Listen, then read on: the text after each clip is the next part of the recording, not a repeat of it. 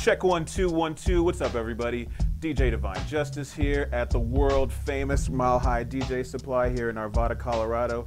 Today we've got a really exciting unboxing and comparison of the new Pioneer DDJ XP2 coming live and direct for your face. First off, since we have an XP1 here, just going to go through and show you some of the basic functions because those will translate over to the XP2. And then you can also see the form factor and the general design are identical, except for on the faceplate you'll see that there are some differences. So for all the Rekordbox users, you can skip forward if you're already familiar with this because this will be kind of like a recap. You got the hot cue mode. I have one hot cue here. You can see I have over on the rain mixer.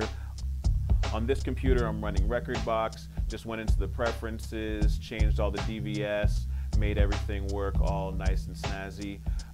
Rain 72 external, and you can see the settings to make the DVS work.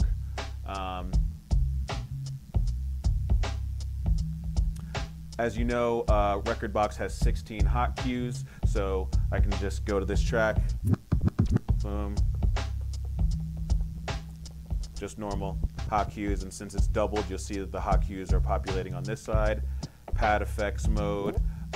You also have shift for a second mode of pad effects, and of course, if you're familiar with Rekordbox, you know you can go into the pad editor and do amazing, ridiculous ways of editing and creating your own personalized hot cue. You can have different user modes. As you can see, you can have anything you want wherever you want on these pads. It's really cool, and you can even on the pads themselves go in and start to change and manipulate the way that they're going to work as far as beat and time divisions, beat jump and beat loop, and then of course the sampler. If you have any samples here, then you can play and trigger those.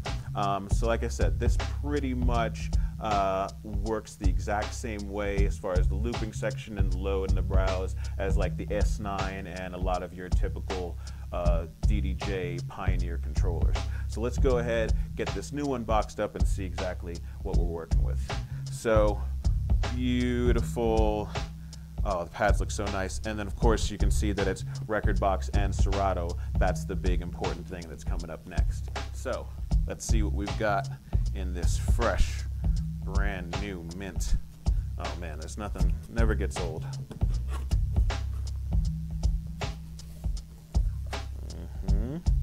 Looking nice. We've got all of our official information. Definitely kids out there, read that manual. And then nice and snug box fit. And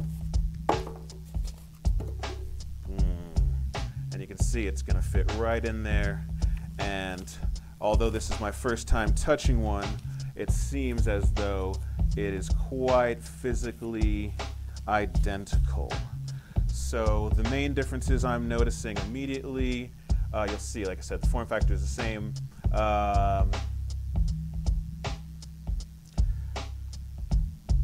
The silent cue is the same, but the silent cue has been added to Serato. Serato's never had the silent cue. We'll go over that in a minute. And then because it's got double, you can see it's got the Rekordbox and the Serato Signia, there is pad modes because the pad modes will be different. So let's go ahead and unplug. Out with the old, in with the new hotness. And it's plug and play with both software, so there's no drivers or anything crazy that I'll have to put in. So my first impressions, it feels exactly the same as far as really good solid mode. These pads feel really good and responsive. It is a plastic build, but it feels really solid. It comes with a Rekordbox license for the DJ Performance as well as the DVS. That's over like $200 in licenses. And like I said, it is a Serato official accessory. It won't unlock Serato. You still have to have some sort of hardware like a rain mixer, rain box, or any of the other ones that will open up the Serato program itself to be able to use as a DJ. If you plug it in and you're just running standalone, it won't do anything. You won't be able to use it in the offline mode. Another difference from the XP1 is that the pad modes are not written as they are specifically for Rekordbox, since it's controlling two softwares. But once you see them, they're pretty much self-explanatory, and you're not really going to get lost after a couple days with them. It does say pad mode 1, 2, 3, 4, and of course pressing shift you can get to the secondary pad modes, as well as with the XP1. When you press shift you can get to any of the secondary functions. The secondary functions are underneath and here written in black with the white bold outline, so you can know exactly what's happening. They did add a shift and next track. I really like that, and also if you're in Serato, there's an interesting thing where if I'm in, say, this crate, let's go over here. If I'm in this crate and I have this track over here, if I go to shift and press next, it's going to play what's next. You see Beechwood. It's going to play the next track in that folder. But if I have a different folder of things on another track over here and I press shift and next, it's going to load the next thing in that folder. So technically by going shift and next, you can be loading things from your hip hop folder over here, and then over here from your trap or instrumentals, acapellas. Basically you have access to two different folders, two different crates at the same time, and just by pressing shift and load, that will load the next song in that folder. That I've ever seen, this might be the first time that I've seen that shift next function for a Serato controller.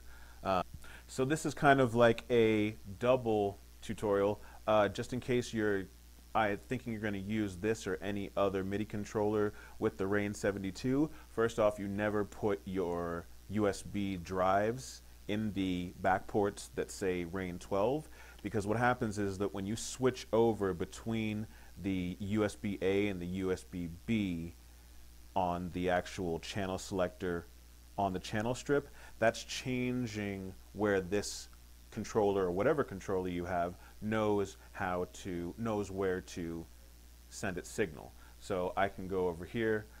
Technically it'll work on both sides. So now I have this switched over to this side. Everything is going to work. I'm going to do a browse. Let's just load this track on both sides, and there you can see all my cue points come up, different pad modes. Here's my pad effects, shift again, pad effects 2, beat jump, we got cue points, and then also I believe some beat loops, and then there's a sampler. I don't have anything there in the sampler. Very similar pad modes to the XP1 itself. That's kind of nothing new. You're not going to notice anything too much too new or too crazy. If we go over to and switch these all the way over, you can see it's going to do a reset, and then it's going to switch over into Serato mode. So now we'll see on this computer, I can browse. The same function of pushing down on the browse knob goes back and forth between my crates and my actual song lists. I can go in, let's load, might even be that same track, load that track on that side, that track on that side, and then you'll see my hotkeys populate, and they match what's happening here on the mixer itself, because everything is all matched and intertwined. The cool thing is, though, then I can switch these pad modes, and these stay independent. So anything that you want to do, you're really opening up whatever it is you need to perform and do some sort of creative DJing, creative remixing, as well as if you just have a mixer that doesn't have any MIDI capability, everything you could possibly want is right here on these decks. In addition to, if you have a 4-deck mixer, or is using a mixer with 4 decks, same thing, you can press shift and deck internal mode, and that will allow you to use 3 and 4 decks, like if you have a DDJ 1000 or any of the 4-deck mixer or controllers. So as far as what's new is the pad modes in Serato. So let's just get that going. We've got, all right, so now let's switch over into Serato, and then you'll see that because this is plugged in the back of the Rain, it will switch over the control of the USB to Serato. There you see a little flash. Oh, now it knows it's in Serato mode. So just for the pad modes real quick, you have in pad mode 1 all of your hot cues. Let's get some tracks going. Hot cues, as well as your sample decks. Pad mode 2 is a bunch of auto loop divisions, as well as the 3/4 that's really interesting, auto loop division, and then you have your beat jump controls at the bottom. Pad 3 will be your slicer mode as well as sampler mode on the bottom. Pad 4 is your loop mode, where I have 2 loops saved already. So if I select this loop, re-trigger it, then you can see it's re-triggering that loop. If I switch to a different loop, hit re-trigger, I can re-trigger it, go out, and then if I need to make a different loop, I can go in, out, and save it here at that 3rd spot, re-trigger it that way, and then bottom again I have my beat jump controls. Let's get out of that loop. In order to get into the secondary functions of anything that you see written in black covered in a white box, you press Shift, and I can get into this pad mode, where here it's giving me my transpose control. And also I have my individual increase and decrease of the key here. But you can also play it, which is a little bit more interesting. And then by pressing Shift, you can choose which cue point you want, and then that's how you decide which cue point it is that you want to play with in the transpose mode. Use your parameter left and right to go from very high, and then the original all the way down to very low, and the original. Pad mode 6 is going to be 12 different loop roll sizes, as well as that 3/4. And then you have your beat jump at the bottom. Pad mode 7, it's a loop slicer. So the difference between the regular slicer is that it divides it up into the whatever divisions you have based on your parameters. And the regular slicer will keep on going through the track. The loop slicer will break it into a slicer and keep that loop going. So you can see it's keeping on in that same spot. If I make it smaller, you can see it's not increasing through the track. But it will let me trigger different parts, and then again, depending on what parameter function I have, you can hear it getting smaller, smaller, smaller. That's the smallest division.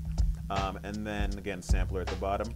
And then in pad mode 4, you have your transport controls. This is similar to on the transport here. You can see it's bend up and down, pitch up and down, play, cue. Cue will work in relative mode, play will not, sync will, and obviously key lock will. If I want to go to internal mode and to be able to actually change the tempo manually with the pads, that's how I can also get functions of play. So play and pitch up and down only work when you're in internal mode. So really, if you have a problem with your needles or the turntables aren't there yet, you can DJ with this just like it's a controller and have all the functionality that you want. Let's go back and get to the really interesting thing, is that if I go at the very beginning and zoom in, you'll see if I move this bottom section, that's my beat grid section. So the bottom row is actually just moving the grid. So you'll see that 1 is moving back and forth, left and right. On the insides, it moves it very slow. On the outsides, it moves it faster. Obviously, I want the 1 on the 1. If there was some problem, as if I went through the track and let's say it wasn't analyzed properly, and if I got to this next beat, and you can see it's even a little bit before that kick. So what I can do is go to this row. This row will actually change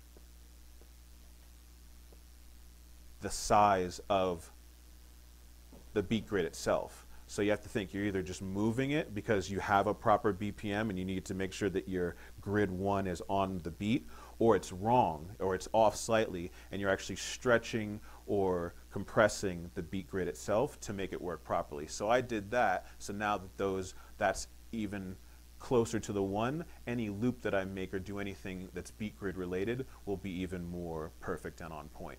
Of course, you got the touch sliders over here. You can see that it basically is turning up all 3, and then you can turn them on individually. And they turn on temporarily and then go away with the touch. And then you also have a hold, which will keep the effect going until you press hold and come off. All the rest of the function, quantize, load, loop, silent cue, other than silent cue being new, then that's the only difference that you really have. Just so you can kind of see what the idea would be, let's go back into internal, get that first cue point going. press silent Q, and it's just how you would think. You got mute, so you can be over here doing some interesting things, playing that, let that echo out, and then when you're ready for the one, anytime you hit the cue point, it'll jump to that cue point, and silent Q will be deactivated. So this has been DJ Divine Justice talking to you about the brand new DDJ XP2. Hopefully you learned some new things. If you want to get a brand new one, definitely come hit my boy Kyle up at Mile High DJ Supply. Always has the best deals in town. Other than that, and other than being in the most amazing DJ shop that I can imagine, this has been DJ Divine Justice signing off. Peace.